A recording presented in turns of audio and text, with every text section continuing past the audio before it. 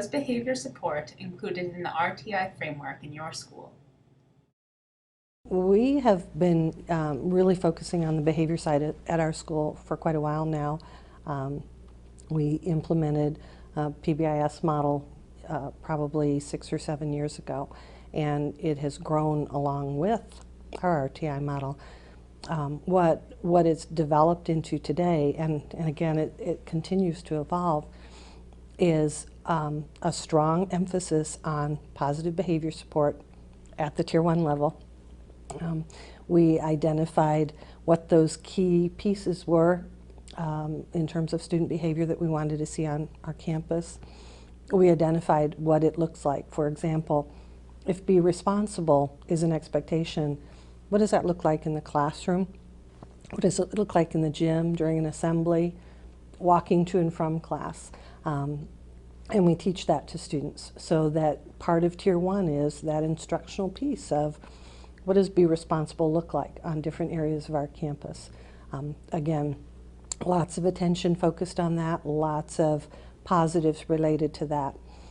Students that have difficulty with that, we track our referral data through SWIS, and we start looking at that. My assistant principal and I tend to look at that data about every week.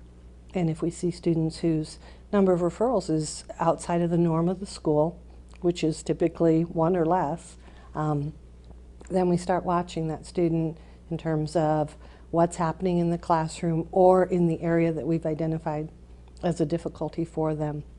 And as they move into that realm, we start looking at Tier 2 kinds of things, functional behavior assessments, to see if we can identify the function of the behavior. Why are they doing what they're doing?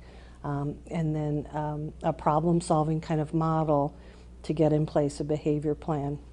We do it a little differently than our RTI, which is very much standards protocol based. It's very individually problem-solving based in our behavior model. Behavior plan put in place, try to find the supports that student needs. Sometimes it's a connection with an adult they can relate to on campus. Sometimes we put a check-in, check-out process in place, depending on what that particular student needs. And then again, that monitoring of how they're doing, how the behavior plan is going, to see if we need to move to Tier 3 and look at special education.